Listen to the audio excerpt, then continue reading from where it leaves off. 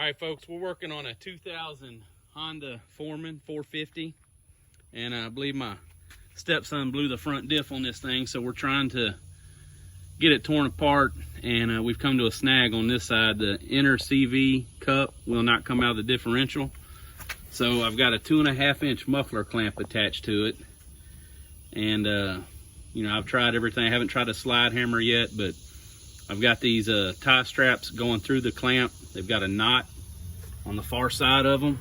You can see that. There you go. That way it won't pull through easily. I've got it tightened down really hard. What we're gonna do is, got the four-wheeler tied off to my truck there, and then what we're gonna do is we're gonna hook the other end of the tie straps, or ratchet straps, excuse me, to the old 2015 Terex. We're gonna try to winch it slowly, see if that happens. I know a lot of times you need like a, not so much a pulling force to get these out, but kind of a snapping like a slide hammer would do. So if this don't work, we're gonna get a slide hammer and try that next. All right, we're gonna give it another whirl.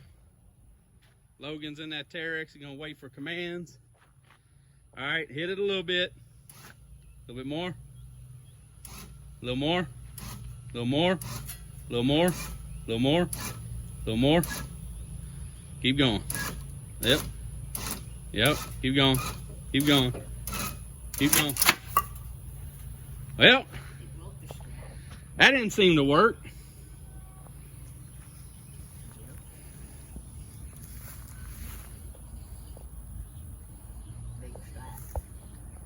So slide hammer it is.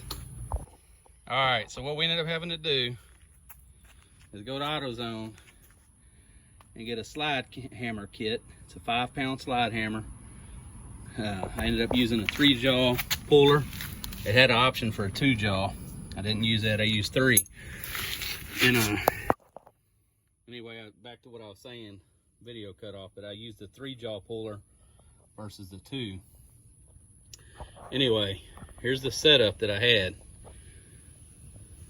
I used this 2.5-inch muffler clamp, and originally I tried pulling on it with straps with the Terex and the winch, and what it did, let's see it, I knew a hammering effect or would probably do better, but it broke both the straps with the winch over here. I had it set up.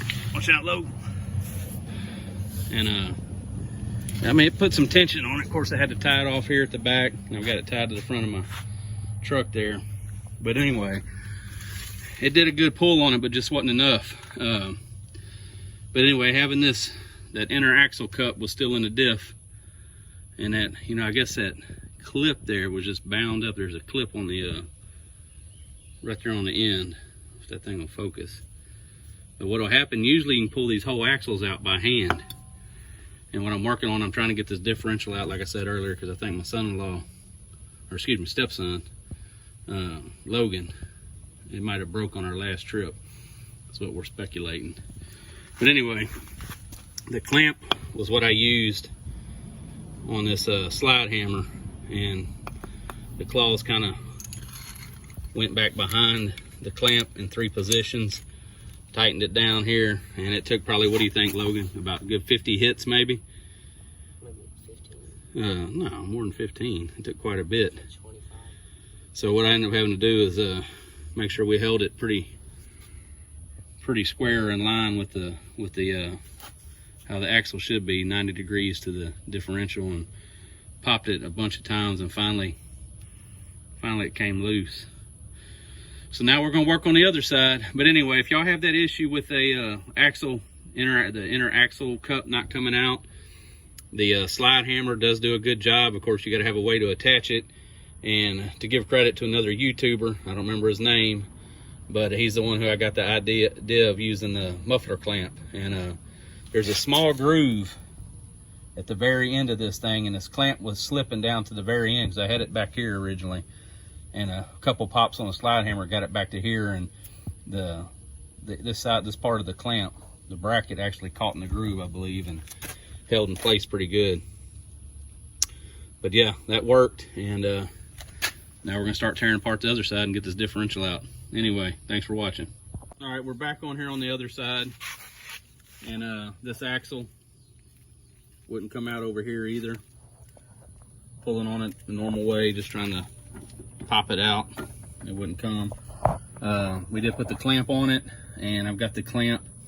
I pulled the boot loose, and the clamp, this muffler clamp, is a 2.5 inch, as I stated before. It's actually sitting on, there's a groove at the end of that axle cup. So there's a groove where it's kind of in place. So this time, since the whole axle's in place, I'm gonna use, instead of the 3-jaw on the slide hammer, I'm gonna use a 2-jaw, and we're gonna give it a shot. I'm gonna get it set up, and I'm gonna record and see if it's coming off.